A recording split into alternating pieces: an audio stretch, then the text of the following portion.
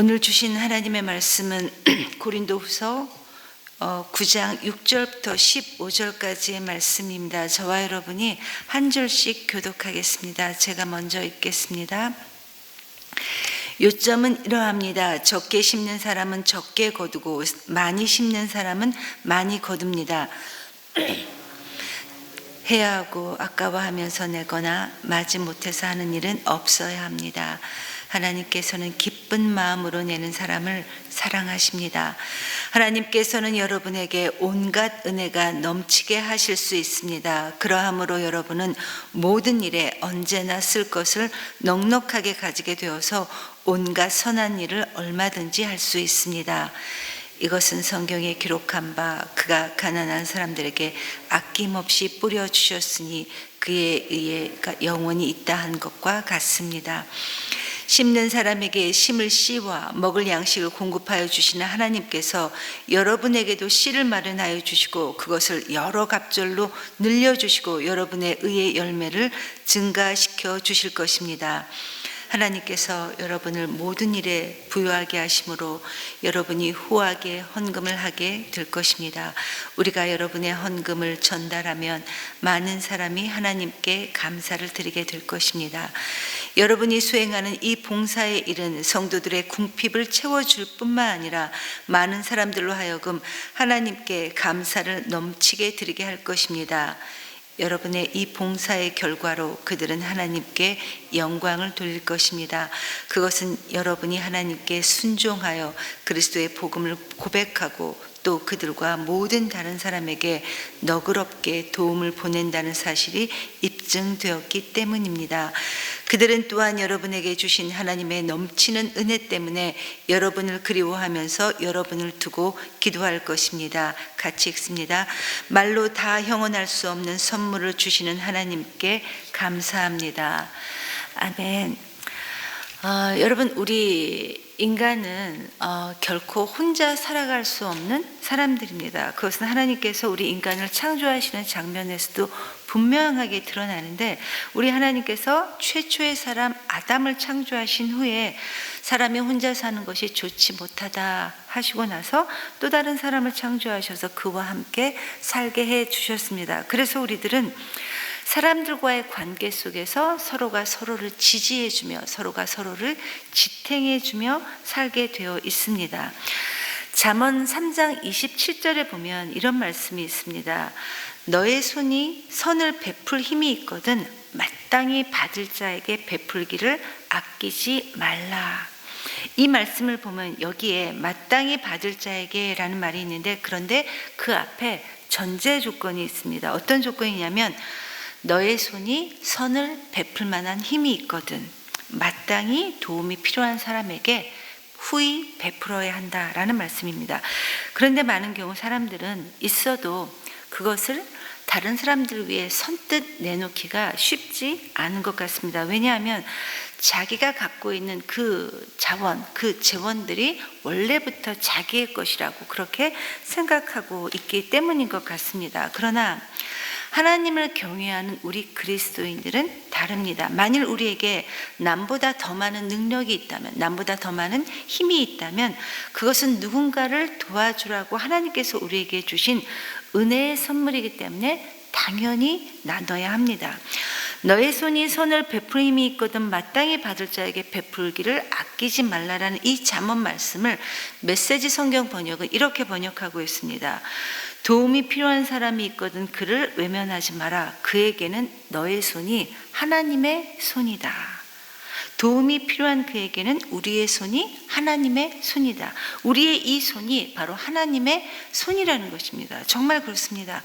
도움이 필요한 그 사람을 도와주기 위해 하나님은 우리에게 선을 베풀 만한 힘을 부어주셨고 그 도움이 필요한 그 사람을 내게 붙여주셨다라는 것입니다. 그러니까 그를 도와주는 것은 우리에게 있어서는 마땅히 행할 일이라는 것입니다.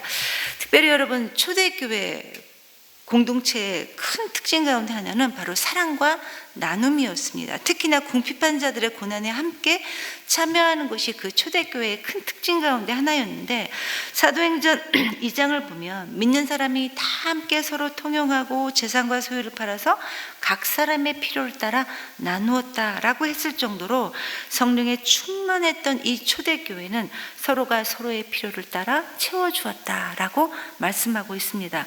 오늘 본문의 말씀도 사도 바울이 8장부터 계속해서 언급해왔던 이 구제헌금에 관한 결론 부분으로서 바울은 구제헌금의 올바른 자세를 다시 한번 이 고린도 교회에 강조하면서 기쁨으로 하는 이 자발적인 구제헌금이 우리에게 어떤 유익을 가져오는지를 잘 설명해 주고 있습니다. 오늘 말씀은 여러분 특별히 두 부분으로 우리가 나누어 살펴볼 수 있는데 6절부터 9절까지는 헌금의 바른 자세에 대해서 언급하고 있습니다. 그리고 10절부터 나머지 15절까지는 그 자발적인 구제 헌금이 주는 유익, 그 헌금의 유익에 대해 끝부분에 대해서 말씀하고 있습니다. 첫 번째 부분인 특별히 헌금하는 데 있어서 이 올바른 자세는 각각 그 마음에 정한 대로 아까워하거나 억지로 하는 마음 없이 자원하여 기쁜 마음으로 하는 것이 바로 헌금의 올바른 자세이다 라고 말하고 있습니다. 그러면서 바울은 이 올바른 헌금의 자세를 고린도 교회 교인들이 그리고 이 말씀을 읽고 있는 우리들이 잘 지킬 수 있도록 농부의 비유와 그리고 9절에 나와 있는 시편 112편 말씀을 인용하고 있습니다. 사도 바울은 농부가 씨를 뿌리고 거두는 것에 비유하며 우리에게 헌금의 분명한 원칙을 우리에게 제시해 주고 있는데 바로 적게 심은 사람은 적게 거두고 많이 심은 사람은 많이 거둔다는 것입니다. 여러분 농부가 씨를 뿌리지 않으면 절대 거두지 못합니다. 적게 뿌리면 적게 거둘 수밖에 없고 많이 뿌리면 많이 거둘 수밖에 없는 것이 당연합니다. 그래서 각자가 심은 만큼 거두게 되어 있다는 것입니다. 즉 바울이 말하고 있는 이 헌금의 법칙은 우리가 믿음 안에서만 보고 경험할 수 있는 큰 법칙, 곧 나눔은 버리는 것이 아니라 언젠가 그 열매를 거둘 수 있는 심는 일이라는 것입니다. 무슨 말입니까? 우리 하나님은 마땅히 도움을 받아야 될 우리의 도움이 필요한 이들에게 기꺼이 하나님의 손 역할을 대신하는 그 사람에게는 하나님께서 기뻐하시는 그 일을 계속할 수 있도록 그의 필요를 더 많이 채워주신다는 것입니다. 왜냐하면 그것은 하나님께서 기뻐하시는 하나님의 의로운 행위이기 때문입니다. 그래서 억지로 마지못해 하는 것이 아니라 기쁜 마음으로 내는 그 사람을 우리 하나님께서는 더욱 사랑하신다 이렇게 말씀하시고 있는 것입니다.